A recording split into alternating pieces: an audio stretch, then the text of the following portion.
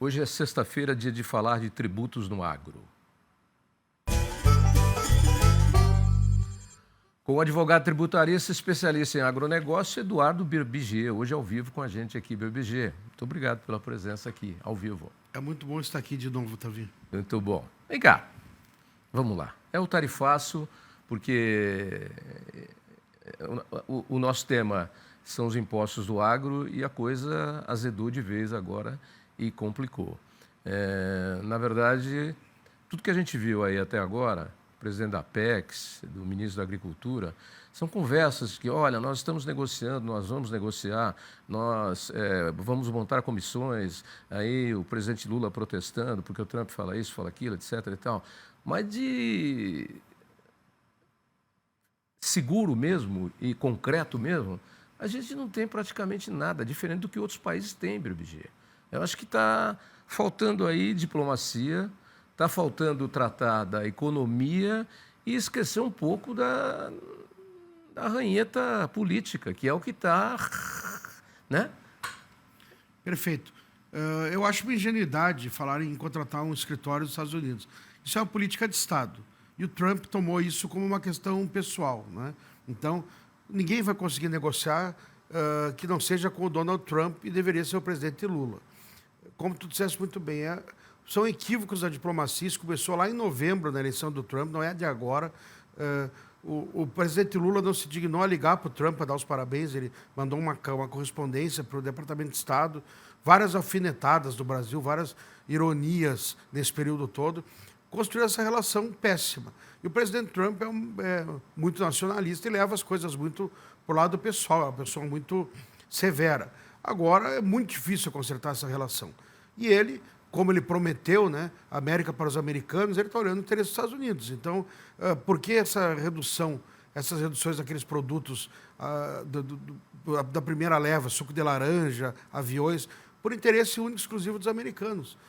Porque ele viu que encareceria alguns produtos que são bastante consumidos.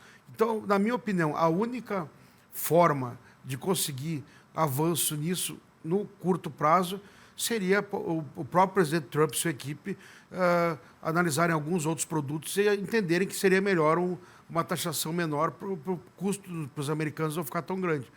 Porque agora é muito difícil o presidente Lula conseguir uma oportunidade de negociação, pelo menos desse momento. O que o presidente Trump falou ontem é muito sério, né? Que o Brasil é um parceiro comercial horrível. Usar um termo desse, pior parceiro dos Estados Unidos, usar um termo desses numa declaração que ele sabia que ia para o mundo inteiro. Quer dizer, o Brasil realmente conseguiu se colocar como adversário dos Estados Unidos. Né? Agora, BBG, não é uma questão de se humilhar, mas é uma questão de se posicionar e ir para a discussão e para o debate, porque espaço existe, mas como você disse, já no pré-eleitoral lá da eleição do Trump, já as alfinetadas começaram daqui para lá e só continuaram. E todo mundo, até a China, que foi a primeira vítima dos Estados Unidos e que acabou motivando esse tarifaço, as tarifas gerais aí, até a China tem conseguido acordos. O Trump está lá hoje no Alasca conversando com o Putin sobre a questão da Ucrânia. Agora, a gente fica com essa mazela de eu não vou conversar, ele não pode conversar porque ele pode ofender. Se ofender, vamos sair para o tapa e vamos falar de igual para igual. Mas tem que conversar, se não conversar, não vai sair do chove não molha. A verdade é a diplomacia da bravata, né? Que o presidente Lula sempre praticou. Jogando para a sua torcida, né, interna, porque tem gente que a esperança deles é que aumente o apoio, porque ele estava com a popularidade em queda livre, né? Que agora ele quer virar o herói nacionalista, defendendo o Brasil contra o tirano americano, né? Então, não funciona. É como tu disseste, deveria ter humildade, procurar os canais diplomáticos adequados e agendar uma reunião com o presidente Trump e tentar negociar isso. Né? Agora, porque eu acho que tem negociação. O posicionamento do Trump... Você mesmo já disse, a gente já disse, ele é totalmente nacionalista, ele quer proteger os produtos dentro do mercado americano. E aquilo que não tem substituição, suco de laranja não tinha, os aviões e peças da Embraer não tem, isso aí ele tirou as tarifas e ponto final, em benefício dos americanos. Mas o resto que ele quer é que se consumam produtos americanos. Agora, a questão política está acima de tudo, né? E o Trump está fazendo acenos para a Ásia, né? Fechou um acordo com o Japão, Filipinas e Indonésia, e até para a China. O Trump pediu maior compra de soja por parte da China dos Estados Unidos. Isso é muito sério para o agronegócio brasileiro. Vamos lembrar que a China compra 50% dos nossos grãos né, que são exportados. Não é para agora, não é da noite para o dia. Os Estados Unidos vai ter que aumentar a sua produção, isso vai ter que ser viabilizado, mas presta atenção, o passo já está sendo dado. O direcionamento já foi, o alvo, o target já foi colocado e a bala já saiu em direção ao alvo. Então, no ano que vem, se os americanos investirem mais em produção, pode até ser que aconteça isso, porque lei de mercado é lei de mercado, né? A gente não tem muito como fazer política com lei de mercado. Exato, como tu disseste, tudo no comércio exterior é de longo prazo, né? Por isso o problema para repor as exportações para os Estados Unidos. Por isso que eu, inclusive, a minha crítica a esse pacote de ajuda agora, grande parte são créditos tributários. Isso aí é... Sobre a exportação. Água benta. Tem que vender. Isso é água benta. Você molha um dedinho e faz o nome do pai e depois seca rapidinho. E outra, se não arrumar para quem vender, não vai usar o crédito tributário. Então, não resolve o principal problema. Outro, o crédito bancário deles. Às vezes, tem um valor reduzido, tem várias exigências para conseguir aprovação. É como você encontrar um morador de rua que precisa comer e você dizer para ele, arruma um salário de R$1.000 por mês que eu te dou mais 30 todo mês. E dá o cartão do banco, do gerente do banco, vai lá no meu banco e pede um dinheiro. Não é isso que resolve. E, além disso, o endividamento, como falou muito bem essa matéria antes da nossa entrada, dos juros do banco, antes do Jorge, do juro dos bancos, não resolve o problema, está empurrando com a barriga, não está resolvendo o problema da falta de mercadoria. Imagina uma empresa que já está em dificuldades, que perdeu grande parte do seu mercado, pega um dinheiro emprestado com a Selic a 15% ao ano, isso vira uma bola de neve, como falou a matéria. Como é que vai pagar isso aí depois? É verdade, é verdade. Então, esse plano de ajuda, esse contingenciamento, como está sendo chamado pelo governo, ele é um paliativo que deve acabar logo e não resolve a situação, porque dinheiro não tem. Não resolve a situação e temos que pensar o seguinte também, se prolongar muito essa guerra, os próprios incentivos com a entrada da reforma tributária ficam comprometidos, né? Porque a reforma não permite certos tipos de isenções e incentivos. Então, quer dizer, está tudo errado, né? Está tudo errado. A origem disso começou brigando com o segundo maior parceiro dos Estados Unidos. Farpa, segundo maior parceiro do Brasil, sabe? Do Brasil, o segundo maior parceiro do Brasil. E outra, provocações, né? Você falou da Rússia. O Brasil, 65% do óleo diesel que nós importamos vem da Rússia. E a Rússia está com um embargo comercial dos Estados Unidos. A questão da desdolarização da economia, que o Lula defendeu em vários discursos no BRICS. Vê se o presidente da China foi falar isso aí lá, ou algum outro, ou da África do Sul, ou da Rússia. Ficou o Lula se expondo e defendendo a criação da moeda dos BRICS. Nem o da Índia falou. Não, nenhum. Ninguém da Turquia. Ninguém é tão ingênuo a ponto de fazer esse tipo de provocação, né? Então, culminou, tentaram culpar o Bolsonaro, porque realmente o presidente Trump gosta muito do presidente Bolsonaro, inclusive falou ontem sobre isso. Isso mostra a falta de democracia que nós estamos tendo, é um agravante, mas não foi isso que desencadeou o problema. O problema é péssimas relações existentes. E estão falando muito aí, tudo bem, nós vamos dar um jeito porque a gente vai buscar novos mercados, mas você não abre novos mercados da noite para o dia. Não. As coisas estão muito consolidadas, né? O que pode acontecer, por exemplo, dois grandes players como os Estados Unidos e China, as maiores economias, se entenderem, leva tempo. Por quê? Por interesses mútuos. Por isso que o Brasil pode perder. Os Estados Unidos, como tu disseste bem, já direcionou a bala para o que ele quer vender mais soja para a China. Pode acontecer porque a China tem interesse nos Estados Unidos. É o maior comprador dos produtos chineses. Só que também não é da noite para o dia. Precisa aumentar a produção, precisa fazer um monte de coisa. E o Brasil, onde o Brasil vai colocar produtos... Os Estados Unidos têm mais de 300 milhões de habitantes e uma economia pujante, a maior do mundo.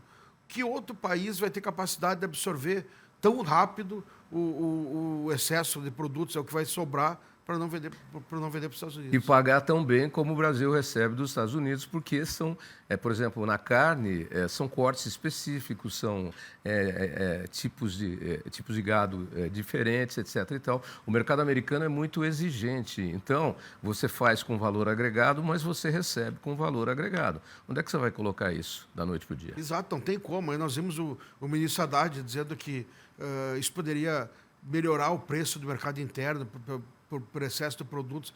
O mercado brasileiro não tem como consumir. Tu disseste muito bem agora, cortes nobres. A nossa população tem renda média muito baixa. Quem vai comprar aqueles cortes que os americanos fazem, especiais, lá, que são caríssimos? Que são consumidos pela... Tem aqui, mas são consumidos por uma elite, por uma classe econômica muito bem posicionada.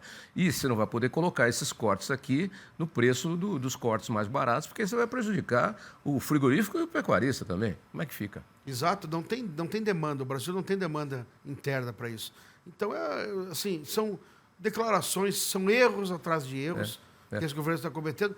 E a declaração para a torcida, como a gente fala, né? Essa coisa para mobilizar, né, os eleitores do Lula, enfim. E isso é triste, né? Estamos vendo a confusão total da política com a economia. O Lula já entrou em campanha para 2026 e daí nós temos que assistir essas declarações lamentáveis aí da equipe econômica. Bom, e de pato para ganso ou de gato de água para o vinho, mas está tudo no mesmo balaio. E a tornozeleira do Bolsonaro? Absurdo, né? Realmente o Supremo e principalmente o Alexandre de Moraes perderam todos os limites, né? O presidente Bolsonaro não foi condenado, não havia decretação de prisão normal para ver medidas cautelares. O que acontece é calar o presidente Bolsonaro, ele não pode falar nada, ele não pode publicar nada, ele não pode usar a rede social de ninguém pode entrevistar o Bolsonaro, quer dizer, é um preso, né? Um preso político, digamos assim, porque nós estamos chegando na época da eleição. E hoje, inclusive, pela manhã, já saiu a notícia que o Alexandre de Moraes pediu para o Cristiano Zanin pautar o julgamento do Bolsonaro pelo golpe. Quer dizer, você tem dúvida que o Bolsonaro vai ser condenado ali entre 37 e 43 anos de prisão, que é o que eles estão dizendo? Pena de 2 homicídios. Quer dizer, de 2 homicídios. Bom, o que vão fazer? Vão colocar o Bolsonaro, vão prender, daqui a pouco ele vai para a cela normal, né? E vão tirar ele completamente do jogo político. A situação está bagunçada. E a Carla Zambelli, que fugiu porque achou que não ia ser presa na Itália, está presa lá numa prisão comum, né? Numa prisão comum, diz que está com problema de saúde. É que a Carla Zambelli, na verdade, ela também está sem apoio, né? Porque ninguém quer comprar uma briga com o governo da Itália pela Carla Zambelli, né? Então ela acabou ficando isolada. Realmente ela vai ter que tentar resolver o seu problema e não vai ser fácil. Eu acredito que o governo da Itália vai extraditá-la, porque o Brasil extraditou o Battisti, aquele terrorista, né? Sim. Desde lá eles têm mantido uma relação muito boa. Não acredito que o governo italiano vá querer estremecer essa relação por causa da Carla Zambelli. Então, esta deputada também já está com o seu desfecho mais ou menos determinado, né? Ela pode demorar até 2 anos para ser extraditada, vai ficar presa e chegando no Brasil também... O Brasil extraditou o Battisti e a Itália extraditou aquele ex-presidente, acho que do Banco do Brasil, que fugiu pela fronteira da Argentina, não foi? O Eu não me lembro. Pisolato. Pisolato.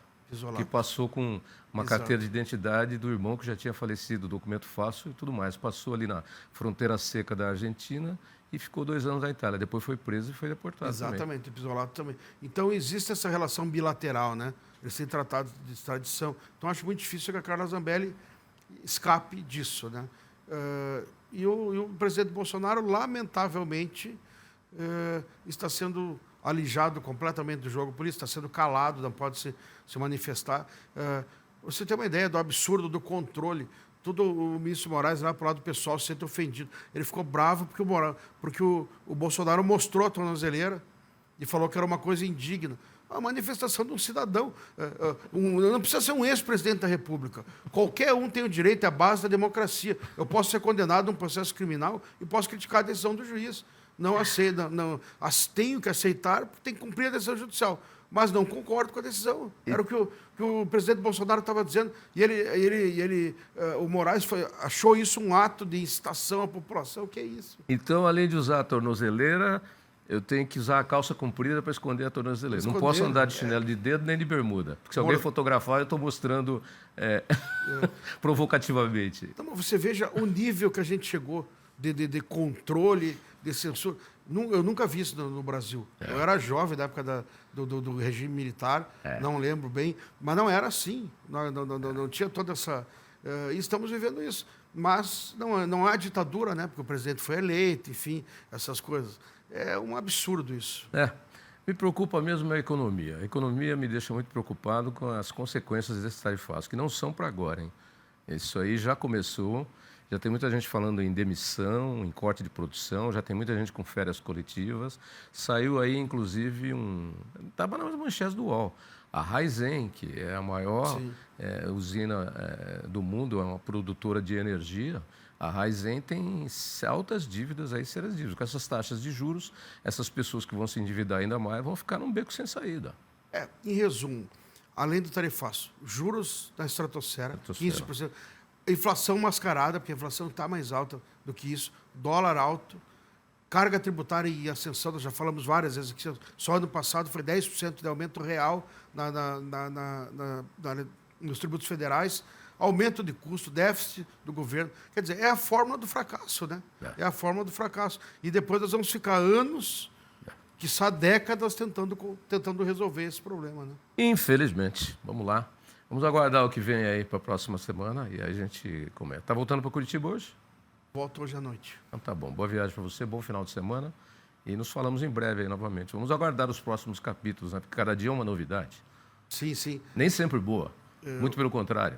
Não, só temos novidades ruins ultimamente. Um bom final de semana para você, para todos os nossos telespectadores. E foi muito bom estar aqui com você de novo ao vivo. Bom revê-lo de volta.